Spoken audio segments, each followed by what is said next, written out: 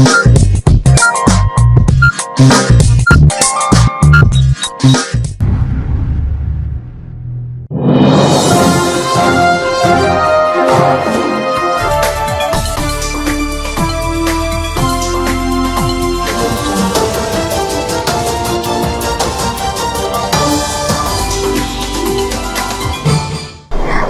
मी वैष्णवी आणि तुम्ही पाहत आहात एडीएन बातमीपत्र। आज दिवसभरात घडलेल्या घटनांचा आढावा आपण घेणारच आहोत, मात्र त्यापूर्वी एक नजर आजच्या काही ठळक घडामोडींवर। रिक्षा मीटरमध्ये शासनाकडून दरवाढ, जिल्हाधिकारी सुनील चव्हाण यांची घोषणा। मराठवाडा मुक्ती संग्राम दिनानिमित्त ध्वजारोहण होणार सकाळी 6:45 वाजता। आता सविस्तर बातम्या। जिल्ह्यातील रिक्षांच्या मीटर दरवाढीची घोषणा जिल्हाधिकारी सुनील चव्हाण यांनी पत्रकार परिषदेत केली। यात सीटाप्रमाणे रिक्षा चालवणाऱ्या रिक्षांची देखील नियमावली बनवण्यात आली आहे। औरंगाबाद में शहर में लगभग 22 से 30 हजार ऑटो है और पूरे जिले में 40 हजार ऑटो है। ऑटो रिक्शा का दर था, जो रेट था वो 2015 में फाइनल किया गया था। उसके बाद में रिक्शा संगठन की सभी बहुत डिमांड थी कि इसका रेट इसमें बढ़ोतरी की जाए।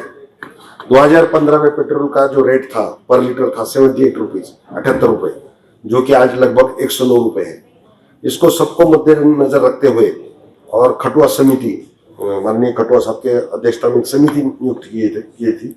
यह समिति ने गवर्नमेंट को रिपोर्ट दिया था। उसके आधार पर गवर्नमेंट ने शासन निर्णय निकाला था, गवर्नमेंट जीआर निकला था मार्च 2020 में।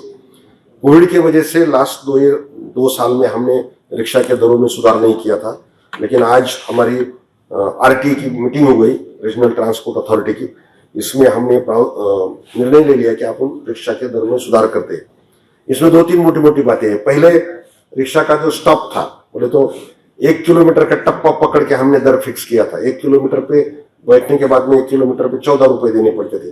अभी हमने जो टप्पा किया है, जो खटुआ समिति ने दिया है, वो 1.5 किलोमीटर का किया है। 1.5 किलोमीटर पे आपको 26 रुपीज देने पड़ेंगे। और ये एक हो गया। आगे और आप 1 किलोमीटर चलेंगे तो आपको 18 रुपए देने पड़ेंगे। ठीक है। फिर दूसरा हमने ये किया है कि अभी शेयर रिक्शा भी अलाउड किया है। शेयर रिक्शा में 3 पैसेंजर रिक्शा में बैठ सकते हैं। अभी आरटीओ साहब ने आपको बताया कि शेयर रिक्शा के लगभग 90 से ज्यादा अपन पॉइंट फिक्स आइडेंटिफाई किए हैं। वहां पे हम बोर्ड भी लगाएंगे, तो मेरे सिटीजन अभी शेयर रिक्शा का यूज कर सकते हैं। जब शेयर रिक्शा में ये बैठेंगे तो पहला जो टप्पा है 1.5 किलोमीटर का 26 रुपए, तो अगर तीनों पैसेंजर उसमें उतरते तो 26 रुपए में 30% ज्यादा डाल के वो शेयर रिक्शा का यूज कर सकते। टोटल जो भाड़ा आएगा उसको डिवाइड करके आपस में दे सकते हैं। ये एक हो गया। उसके बाद में अभी जो हमने दरों में सुधार किया है, ये जो सुधार है वो 2 अक्टूबर से लागू होगा, गांधी जयंती के दिन से। 2 अक्टूबर के बाद में ये नए रेट से सिटीजन्स को भाड़ा देना पड़ेगा। और 2 अक्टूबर से हमने मीटर को कैलिब्रेट करने के लिए उनको 2 महीने की मोहलत दी है, 2 महीने का टाइम दिया है। वो पीरियड में वो अपने मीटर कैलिब्रेट कर सकते हैं। और 2 अक्टूबर के बाद में जब तक मीटर कैलिब्रेट नहीं होता 2 महीने तक, तब तक they can use tariff card को बता के नए रेट से भाड़ा ले सकते हैं। और एक प्रावधान हमने किया है कि नाइट में अगर आप रिक्शा यूज करते तो उसमें 25% भाड़ा आपको ज्यादा देना पड़ेगा। वो भी कार्ड पे आप 2 अक्टूबर से देख सकते हैं, या कैलिब्रेशन के बाद में वो भाड़ा ऐड करके ही आपका मीटर रीडिंग मिलेगा। ऐसा निर्णय हमने किया है। ये करने में एडमिनिस्ट्रेशन की जिलाधिकारी बोल के मेरी सभी रिक्शा चालकों से रिक्वेस्ट है कि एवरी रिक्शा चालक ने हर रिक्शा चालक ने अपना ड्रेस पहन के रिक्शा चलानी चाहिए, उसका बैच लगा के। तो सिटीजन के दिल में, या महिला या मेरी बहनें रिक्शा से जब भी यूज करती है, they should get a confidence, उनको विश्वास होना चाहिए। जब रिक्शा में वो रहेंगे, उनके साथ उनके पेपर्स जो है, ड्राइविंग लाइसेंस, अदर पेपर्स, वो भी उसके साथ रहेंगे। और रिक्शा चालक जो बैठता है उसके पीछे एक बोर्ड लगाएंगे हम छोटा सा, जिसमें उसका फोटो भी रहेगा, बारकोड रहेगा। ऐसा करेंगे। और जब भी वो रिक्शा रास्ते पे चलेगा और जहाँ पे उनको पार्किंग की जगह दी है वहीं पे पार्क करेंगे। रास्ते पे पार्क करके ट्रैफिक में प्रॉब्लम नहीं करेंगे। बस इतना है। और जो व्हीकल एक्ट है, उसके रूल्स एंड रेगुलेशंस, उसका बिल्कुल पूर्णतः पालन करेंगे। ये निर्णय हमने लिया है और मुझे कॉन्फिडेंस है कि मेरे सभी रिक्शा चालक इसमें अमल करेंगे और वो एडमिनिस्ट्रेशन का साथ देंगे।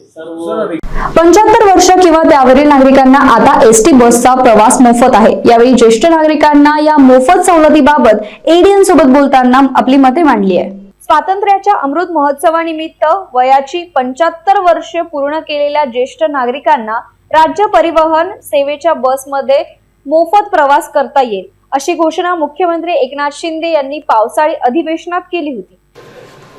एसटी महामंडळामार्फत दिनांक 26 ऑगस्ट 2022 पासून 75 वर्षावरील जे ज्येष्ठ नागरिक आहेत त्यांना आपल्या सर्व प्रकारच्या बस सेवेमधून 100% सवलतीनं प्रवास करण्याची मुभा महाराष्ट्र शासनाने दिलेली आहे। यामध्ये शिवशाही, शिवनेरी या बसेसचा देखील अंतर्भाव करण्यात आला आहे। प्रथम आपण फक्त 65 वर्ष वयावरील नागरिकांना 50% सवलत देऊन प्रवासाची मुभा देत होतो, परंतु या 25 ऑगस्टच्या निर्णयामुळे जे 65 वर्षावरील नागरिक आहेत त्यांना आता जी आमची सीटर स्लीपर बस होती त्यामध्येही 50% आरक्षण लागू करण्यात आलेलं आहे, 50% सवलत लागू करण्यात आली आहे। व त्याचप्रमाणे इतर ज्या बसेस आहेत 65 वर्ष ते 75 वर्षावरील नागरिकांसाठी 50% सवलत आहे व 75 वर्षावरील ज्येष्ठ नागरिकांसाठी अमृत महोत्सवी वर्षानिमित्त सर्व प्रवाशांना मोफत प्रवास एसटी महामंडळामार्फत उपलब्ध करून देण्यात येत आहे। मुख्यमंत्री एकनाथ शिंदे यांनी ज्येष्ठ नागरिकांसाठी केलेल्या या घोषणेमुळे अनेक नागरिकांना त्याचा उपयोग झालाय। यापुढे 75 वर्षावरील नागरिकांना एसटी बसचा मोफत प्रवास करता येणार आहे। यापूर्वी नागरिकांना प्रवासात 50% सवलत होती, परंतु आता यापुढे जे नागरिक स्त्री किंवा पुरुष 15 ऑगस्ट 2022 रोजी 75 किंवा त्याच्या वरही असतील त्यांना आता एसटी बसचा मोफत प्रवास करायला मिळणार आहे। यावेळी ज्येष्ठ नागरिकांनी या मोफत सवलतीबाबत एडीएन सोबत बोलताना आपली मते मांडली। बाबा कुठून आलात तुम्ही? सुरतून आलो, कुठं चालत आता? आता चाललो वाशिम। येताना काही भाडं वगैरे लागलंय का? नाही, नाव काय तुमचं? नारायण सुभारा ढोले।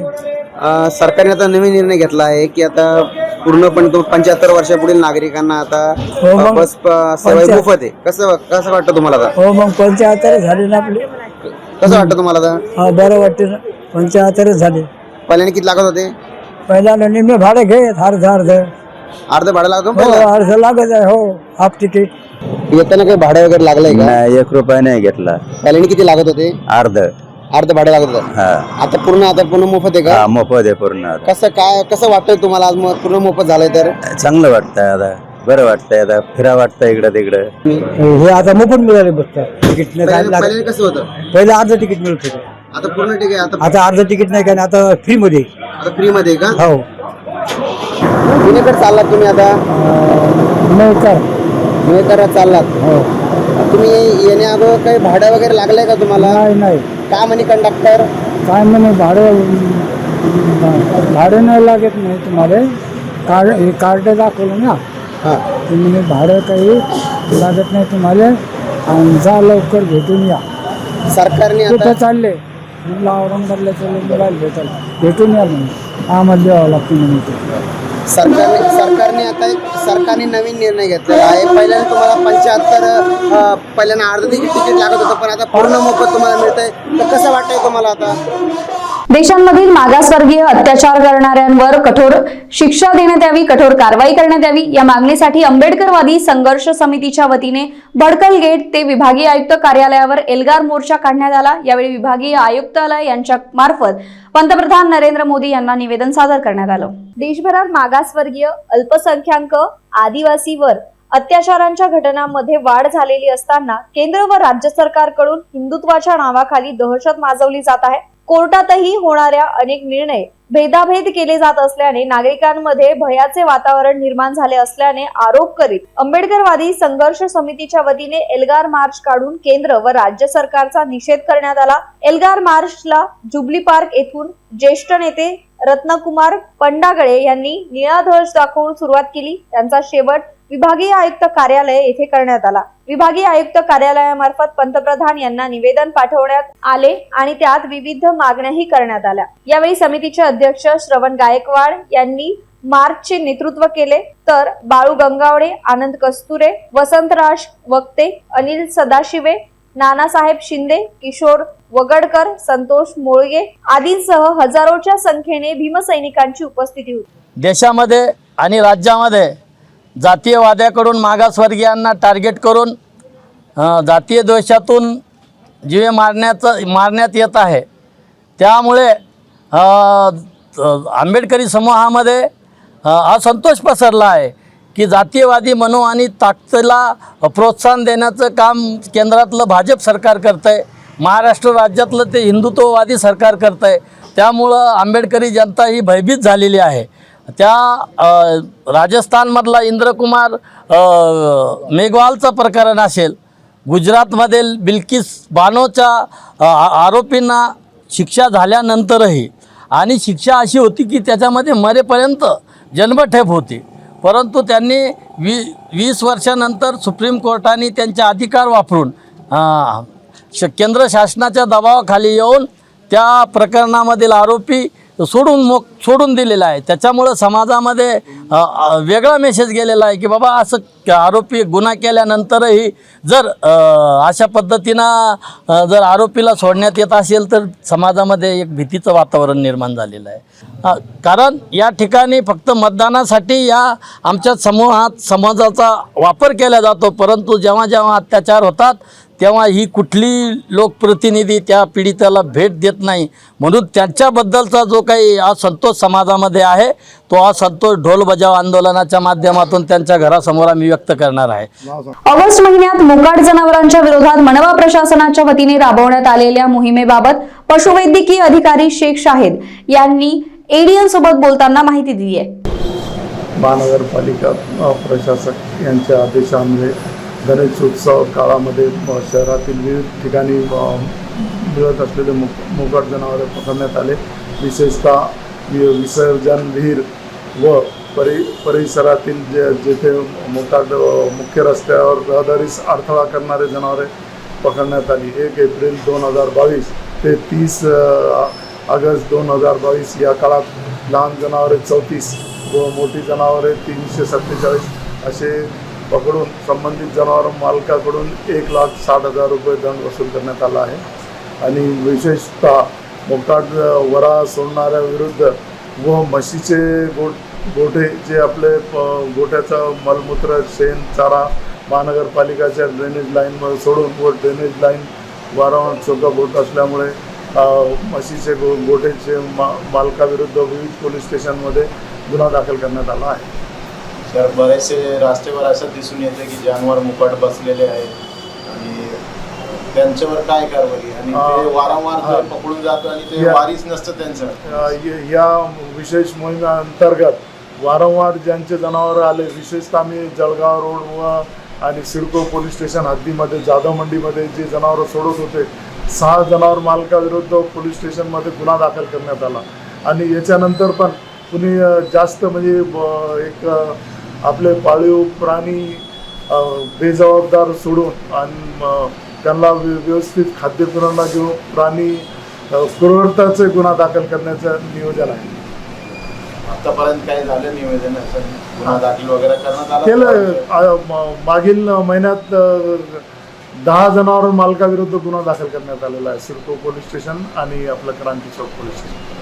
काय जनावर मालकांना काय आव्हान करणार? जनावर मालकाला मी हेच आवाहन करेल की आपले पाळीव जनावरे शहराबाहेर हलवावे किंवा आपलं व्यवस्थित त्याची दखल घेऊन आपले जनावर आपल्या ताब्यात ठेवून सार्वजनिक रस्त्यावर व रहदारी सारखा येऊन अशा प्रकारे जनावरे सोडू नये। निराला बाजार डॉमिनोज समोर असलेल्या पिंपळाच्या झाडाच्या मोठ्या फांद्या कोसळल्या। यामध्ये पाणीपुरीच्या गाडीचे सोबतच दुचाकीचे नुकसान झाले। सुदैवाने यामध्ये कोणतीही जीवितहानी झाली नाही। निराला बाजार परिसरातील डॉमिनोज समोर सकाळी 11:30 वाजेच्या सुमारास पिंपळाच्या झाडाच्या 8 ते 10 फांद्या कोसळल्या। यामध्ये पाणीपुरी गाडीचे तसेच दुचाकीचेही नुकसान झाले। ही माहिती मिळताच अग्निशमन विभागाच्या पथकाने 11:46 घटनास्थळी पोहोचून जेसीबीच्या सहाय्याने रस्ता मोकळा केला। फांद्या उचलल्या। यावेळी काही वेळ वाहतूक बंद होती। अग्निशमनचे राजेंद्र निकाळजे, शेख आमिर, तन्वीर परमेश्वर, शशिकांत गीते, अशोक पोटे, शेख आसिफ यांनी रस्त्यावरील झाडांच्या फांद्या इतरत्र हलवल्या। सुदैवाने या घटनेत कोणतीही जीवितहानी झाली नाही। वाळूज औद्योगिक वसाहतीतील असलेल्या बजाजनगर येथील साई मंदिरासमोरील वडाच्या झाडाची कत्तल करण्यात आली। यामुळे वाळूज महानगरातील झाडांची कत्तल कधी थांबणार असा प्रश्न नागरिकांकडून उपस्थित करण्यात येतोय। वाळूज औद्योगिक वसाहतीत असलेल्या बजाजनगर येथील साई मंदिरासमोर वडाच्या झाडाची कत्तल करण्यात आली। वाळूज औद्योगिक वसाहतीतील पर्यावरणाचा समतोल राखता यावा यासाठी शासन कोट्यवधी रुपये खर्च करून झाडे लावित आहे। मात्र खासगी कंपन्यांसह शासकीय कार्यालय तसेच केवळ झाडांसाठी राखीव असलेल्या उद्यानातील वृक्षांचीही मोठ्या प्रमाणात कत्तल होत आहे। वाळूज MIDCतील 132 KV उपकेंद्रातील सुमारे 10 ते 12 वर्ष जुनी असलेली सुमारे 25 ते 30 वर्ष मुळासह तोडण्यात आल्याचे प्रकार मागे घडले आहेत। बजाज विहार या उद्यानापासून ते 5 ते 6 झाडांची कत्तल करण्यात आली आहे। आता पुन्हा बजाजनगर येथील साई मंदिरासमोरील वडाच्या झाडाची कत्तल करण्यात आली। यामुळे प्रशासन याकडे कधी लक्ष देणार असा प्रश्न नागरिकांकडून उपस्थित होतोय। ADN न्यूज साठी वाळूज महानगर प्रतिनिधी शिवाजी गायकवाड। मराठवाडा मुक्ती संग्राम दिनाच्या निमित्ताने प्रधानमंत्री उद्योजकता महारोजगार मेळाव्याचे आयोजन करण्यात आले आहे अशी माहिती व्यवसाय शिक्षण प्रशिक्षण सहसंचालक सतीश सूर्यवंशी यांनी ADN सोबत बोलताना दिली आहे। त्या प्रेरणेने आपण महाराष्ट्राच्या संपूर्ण महाराष्ट्राचा विचार करून औरंगाबाद विभागामध्ये मराठवाडा मुक्ती संग्राम दिन व महारोजगार मेळावा याचं औचित्य साधून आपण मराठवाड्यातील मॅक्सिमम लोकांना रोजगार उपलब्ध करून देण्याचे एक महामेळावा आपण अरेंज केलेला आहे। या मेळाव्यामध्ये ITIच्या पासआउट झालेल्या मुलांना रोजगार मिळेल आणि त्यांना अप्रेंटिस पण आपण उपलब्ध करून देत आहोत। यामध्ये जवळपास 100 कंपन्या आपण इंडस्ट्रीमध्ये बोलवत आहेत आणि याच्यामध्ये जवळपास 2000 मुलांच्या वर आपल्याकडं वॅकन्सी उपलब्ध आहे। याचबरोबर आपण MCVCच्या मुलांना सुद्धा जवळपास 500 मुलांना रोजगार उपलब्ध करून देत आहे। यासाठी 25 कंपन्या आपल्याकडे येणार आहे। याचबरोबर नवीन जे मुलं आहेत जे 10वी पास असतील किंवा 12वी असतील किंवा ग्रॅज्युएट असतील, कुठल्याही प्रकारचा जो ग्रॅज्युएट असेल, या प्रत्येक माणसाला रोजगार उपलब्ध करून देण्यासाठी आपण एक महामेळावा जो अरेंज केलेला आहे। याच्यामध्ये सुद्धा आपल्याकडे जवळपास 25 इंडस्ट्री अजून ॲडिशनल आपल्याकडे येत आहेत, जे आर्ट्स कॉमर्स सायन्स हे ज्या स्ट्रीम्स आहे यांना सुद्धा आपण रोजगार देणार आहोत। या रोजगारामधला उद्देश हा आहे की गेल्या 2 वर्षापासून कोविडच्या सिच्युएशन नंतर मुलांना एक रोजगारचा प्लॅटफॉर्म उपलब्ध करून द्यावा आणि हा प्लॅटफॉर्म एवढा मोठा असेल की जवळपास साधारणतः 4 ते 5 हजार विद्यार्थी आपल्याला या मेळाव्यासाठी येतील ही अपेक्षा आहे।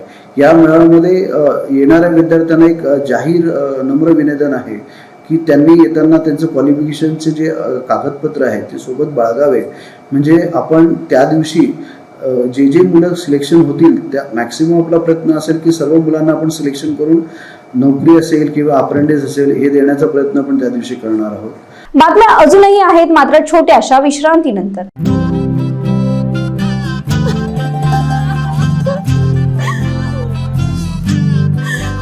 घर की गुड़िया पापा की परी जा रही है। ऐसी गाड़ी में बेटी को विदा करोगे तो रोना तो आएगा ही ना। क्या कमी है इस गाड़ी में? ऑटोमेटिक है, सनरूफ है, इंपोर्टेड म्यूजिक सिस्टम है। अरे 2 नहीं 6 स्पीकर है। अरे पर एयरबैग तो सिर्फ 2 है ना, 6 क्यों नहीं? एक्सीडेंट हुआ तो सिर्फ आगे एयरबैग चलेंगे, पीछे म्यूजिक सुनते सुनते बेटी और जमाई दोनों टाटा बाय बाय हो जाएगी। झूठ नहीं बोलूंगा, दोस्त हूं आपका। 1 2 3 4 5 6। अब क्यों रो रहे हो? अब तो सुरक्षित है। ऐसो यार, गाड़ी में 6 एयरबैग्स होंगे तो आपकी ड्राइव ज्यादा सेफ होगी। विश्रांतीनंतर पुन्हा एकदा आपलं स्वागत। आमदार प्रशांत बम यांच्या शिक्षकांविरोधीच्या विरोधात मराठवाडा बहुजन विकास आघाडीच्या वतीने आज शहरात पत्रकार परिषदेत रमेश गायकवाड यांनी माध्यमांशी बोलताना माहिती दिली आहे। गोदावरी खोरे एकात्मिक विकास आराखडा जो राज्य शासनाला सुपूर्द केला त्यामध्ये ते नमूद केलेलं आहे। आमची प्रामुख्यानं या पत्रकार परिषदेच्या निमित्तानं प्रामुख्यानं मागणी अशी आहे की 28.85 TMC जे पाणी आहे मराठवाड्याचं, ते आमचं पाणी राज्य शासनानं आमचं मंजूर करावं आणि मराठवाड्यात नव्यानं प्रकल्प आले पाहिजे अशी आमची मागणी आहे. नंबर 2ची आमची मागणी अशी आहे की आमचं ज्यावेळेस 6 ऑक्टोबर 1975ला संपूर्ण देशात धरणाची मोजणी झाली आणि 6 ऑक्टोबर 75च्या मोजणीमध्ये आमच्या लेंडी आणि आमचं माजलगाव या प्रकल्पामधलं पाणीच काउंट केलं नसल्यामुळे त्या पाण्याची वजाबाकी बेरीज चुकलेली असताना आम्ही आंदोलन केलं आणि त्यामध्ये 19.29 TMC पाणी या ठिकाणी मागच्या वर्षी शासनानं जाहीर केलं. त्या अंकगणितीय पद्धतीने पाणी आलं, परंतु या पाण्यामुळं मराठवाड्यात काही प्रमाणात प्रकल्प येणार आहे. पण विषय असा आहे की त्या ठिकाणी काही अधिकाऱ्यांनी टेंडर काढले. आमची मागणी अशी आहे की 19.29 TMC पाणी मंजूर आहे, पण हे मराठवाड्याला सर्वन्यायी पद्धतीनं पाणी वाटप झालं पाहिजे. म्हणजे पूर्ण करा असेल किंवा त्या ठिकाणी जे काही खोरे असतील त्या साऱ्यामध्ये प्रकल्प आले पाहिजे आणि समन्यायी पाणी पद्धत जर वाटप करायचं असेल तर पहिल्यांदा ते 19.29 TMC पाण्यावरची सारे टेंडर रद्द केले पाहिजे, ही आमची प्रामुख्यानं मागणी आहे. आणि गोदावरी मराठवाडा पाटबंधारे विकास महामंडळ जे आहे ते 10 जिल्ह्याचं महामंडळ आहे. जवळपास 10,000 कर्मचाऱ्याचा स्टाफ असताना त्या ठिकाणी आता 6,000 जागा रिक्त आहे.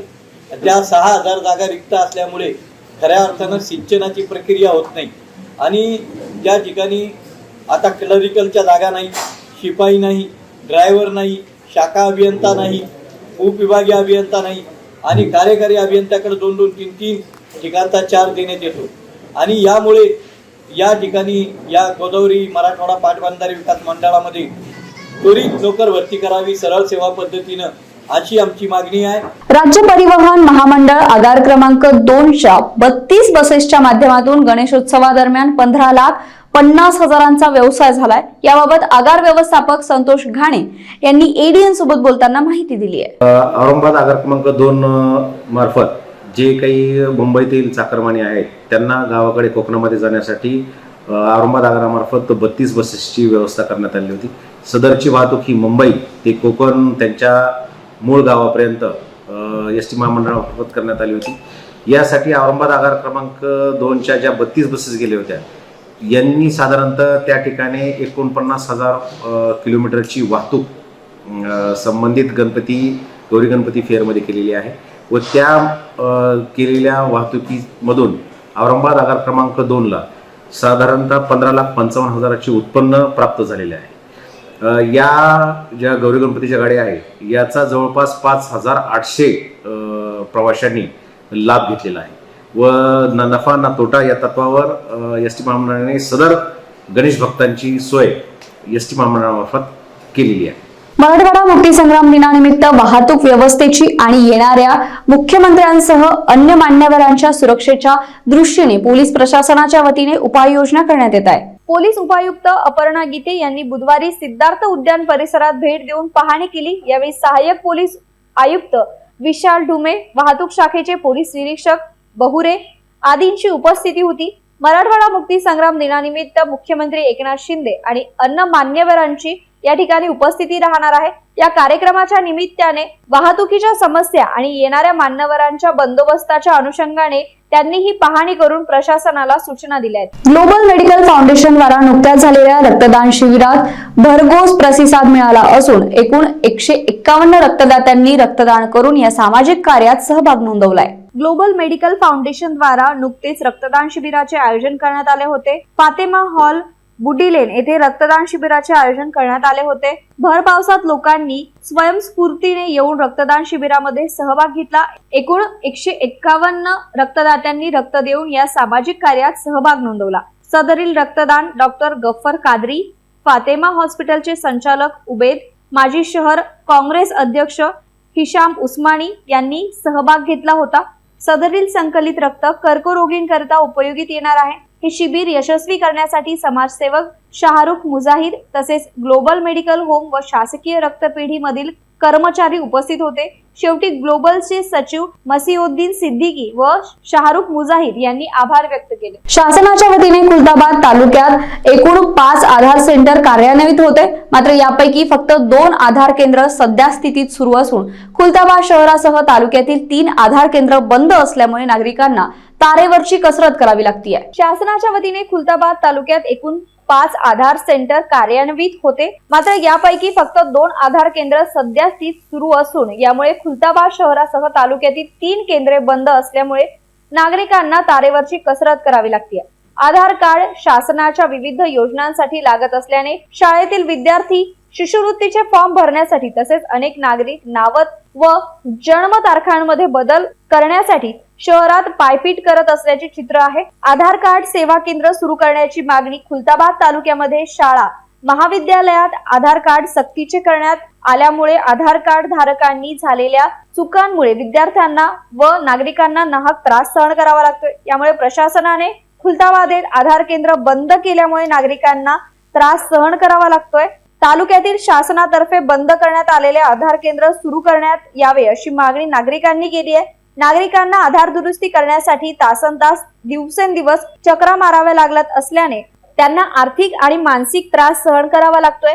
खुलताबाद तालुक्यातील काटेशेटवरी फाटा, वेरूळ, गल्ले बोरगाव, बाजार सांगी व खुलताबाद या ठिकाणी आधार केंद्र सुरू करण्यात यावे, जेणेकरून नागरिकांना जवळील परिसरात आधार केंद्र सुरू झाल्यास त्यांना त्रास सहन करावा लागणार नाही। याबाबत भाजप तालुकाध्यक्ष प्रकाश वाकळे, शहराध्यक्ष सतीश दांडेकर यांनी तहसीलदार सुरेश देशमुख यांना निवेदन दिले।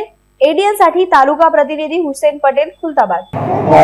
काल पण आलो, परवा पण आलो, 3 दिवसापासून रोज चक्र मारतो मी आणि मी पाहिल्यानंतर हे नंतर या असा फोटो चालत नाही। हे आतापर्यंत मी 4 वेळेस फॉर्म दिले, आता 5व्यांदा न्यायचे मला आता इथं ना। आणि काय लागलेल्या मुलाला शाळेतून सोबत आणताना याची 4 दिवसापासून शाळा पण डुबू लागली, आधार दिलाय आणि तिथं आधार नाव दुरुस्तीची अत्यंत गरज आहे। त्यांनी 31 तारीख शेवट दिलेली त्यांनी, 1 तारखेनंतर ते शाळेवाले भाषा घेत नाही आणि सर लोक म्हणतात आम्ही आता 5 वेळेस तुम्हाला स्टॅम्प दिलेले आहे, आता आम्ही किती वेळेस द्यायचे म्हणजे तुम्हाला। नंतर त्यांचं म्हणत उद्देश काय आहे का हा जो होता हा चांगला प्रूफ आहे, याच्यात तुम्हाला हा प्रूफ कशासाठी पाहिजे। खुलताबाद तालुक्यातील गल्ले बोरगाव येथील रस्त्याच्या दयनीय अवस्थेमुळे स्थानिक नागरिकांचा मृतदेह वस्तीवर नेण्यासाठी ट्रॅक्टरने नेण्याची तयारी होती, पण ट्रॅक्टर पलटी झालं आणि ट्रॅक्टर पुढे जाईना म्हणून एका बैलगाडीतून मृतदेह वस्तीवर नेण्यात आला आणि यामुळे मरणानंतरच्या यातनाही काही संपेना याचा प्रत्यय खुलताबाद तालुक्यात आलाय। मरणानंतरही यातना काही संपेना याची प्रचिती आली ज्ञानेश्वर देवराम मते, वय वर्ष 54 यांची सोमवारी रात्री तब्येत बिघडली। त्यांना उपचारासाठी औरंगाबाद येथील रुग्णालयात दाखल केले। उपचारादरम्यान त्यांचे मंगळवारी पहाटे निधन झाले। त्यांचा मृतदेह गल्ले बोरगाव येथे आणण्यात आला। ते गल्ले बोरगाव येथील मते वस्तीवर राहतात। पावसामुळे या रस्त्यांची मोठी दानादान उडाली आहे। पायी चालणेही या रस्त्याने मुश्किलच झाले। यावेळी त्यांचे मृतदेह वस्तीवरून नेण्यासाठी ग्रामपंचायतचे माजी सदस्य राजू हार्दे यांनी आपल्या ट्रॅक्टर मध्ये नेत असताना रस्त्याच्या दयनीय अवस्थेमुळे ट्रॅक्टर पलटी झाली। पुढे ट्रॅक्टर जाईना, मग एका बैलगाडीतून मृतदेह वस्तीवर नेण्यात आला। बैलगाडीतून मृतदेह नेल्यानंतर त्यांच्यावर अंत्यसंस्कार करण्यात आले। पळसगाव रस्त्यावर मते वस्ती असून या रस्त्याची दुरावस्था झाली आहे। हा रस्ता बनवण्याची मागणी सतत ग्रामपंचायत व लोकप्रतिनिधींकडे वारंवार होत आहे, परंतु याकडे कुणीही लक्ष देत नसल्याने तसेच या रस्त्यामुळे ज्ञानेश्वर बते यांचे मरण व त्यापुढील यातना भोगाव्या लागत असल्यामुळे मते वस्तीसह या भागातील रहिवासी शेतकऱ्यांनी सांगितले की मते वस्तीवर जाण्यासाठी राजस्व अभियानाअंतर्गत रस्ता मंजूर करण्यात आला होता, तोही झाला नाही।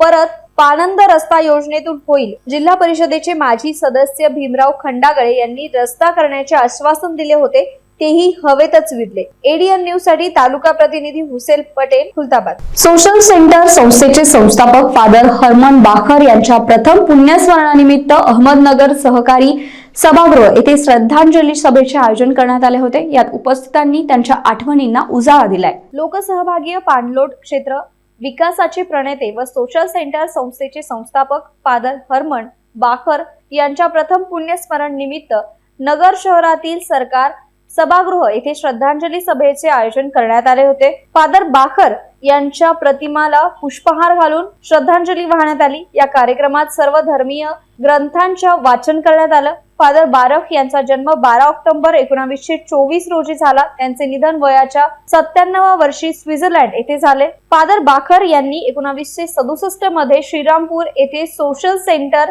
या सेवाभावी संस्थेची स्थापना केली आणि सोशल सेंटर या संस्थेच्या माध्यमातून सुरुवातीच्या काळामध्ये अन्नधान्यावर कोरडवाहू शेतकऱ्यांसाठी नवीन आणि जुन्या विहिरी खोदण्याचा कार्यक्रम मोठ्या प्रमाणात राबविला. सोशल सेंटर या संस्थेचे संस्थापक फादर हर्बन बाखर यांना पाणलोट क्षेत्र विकासाचे प्रणेते म्हणून मानले जाते. सर्वसामान्य माणसाच्या पोटाची खळगी भरण्यासाठी त्याला काहीतरी कायमस्वरूपी समाधान असलं पाहिजे हा विचार त्यांनी सतत अस्वस्थपणे करीत होते. सोशल सेंटर संस्थेचे संस्थापक फादर हर्मन बाखर यांच्या प्रथम पुण्यस्मरणानिमित्त अहमदनगर सहकारी सभागृह येथे श्रद्धांजली सभेचे आयोजन करण्यात आले होते. यात उपस्थितांनी त्यांच्या आठवणींना उजाळा दिला. 1984 साली फादर बाखरांनी आणि फादर बाखरांनी येऊन पाणलोटचे काम सुरू केलं. या पाणलोटच्या कामामध्ये त्यांचा महत्त्वाचा एक संस्था श्रमदान आणि चरईबंदी पुराणबंदी मेळपाळा असल्यामुळे चरईबंदी करणं खूप तकलीफ आहे आणि तेवढ्या याच्यातून आम्ही ते मार्ग केलं. जे वृक्ष लावलं चरईबंदी पुराणबंदी हमारबंदी मोकळा केला आणि प्रत्यक्षात केली की झाडाची लागवड केली आणि लागवड करून आज ते झाडं 30-40 खूप उंचीने झाडं आहेत आणि ती झाडं आणि गवत त्या गवतावर बरंचसं खायला झाला. आणि very happy to participate in this program. या कार्यक्रमात सहभागी होण्यात मला खूप आनंद वाटतो, कारण जे काय फादर बाकरने केलं आणि जे काय आपण आज पाहतो आणि इतकं त्यांनी जे केलेलं आहे, इतकी सुधारणा खेडेगावात आणि या गावामध्ये त्यांनी जी केलेली आहे आणि त्याचं उदाहरण पाहून आपल्याला खूप आनंद वाटतो. आणि this change that he has made, this speaks volume about his work. आणि जे त्यांनी केलेलं आहे ते नेहमी या लोकांसाठी फायद्याचं ठरणार आहे. हे ऐकून आपल्याला सर्वांना खूप आनंद वाटतो. आणि हे कार्य त्यांनी चालू केलेलं आहे, ते कार्य लोक आणि सोशल सेंटरचे स्टाफ आणि इतर सहभागी आहेत हे कार्य चालू ठेवणार याचा आम्हाला ठाम विश्वास आहे. त्यापूर्वी एक नजर आजच्या काही ठळक घडामोडींवर. रिक्षा मीटरमध्ये शासनाकडून दरवाढ, जिल्हाधिकारी सुनील चव्हाण यांची घोषणा. मराठवाडा मुक्ती संग्राम दिनानिमित्त ध्वजारोहण होणार सकाळी 6:45 वाजता. आजचं बातमीपत्र इथेच संपतंय. पुन्हा भेटूया उद्याच्या बातमीपत्रात. तोपर्यंत पाहत रहा तुमच्या हक्काचं ADN बातमीपत्र.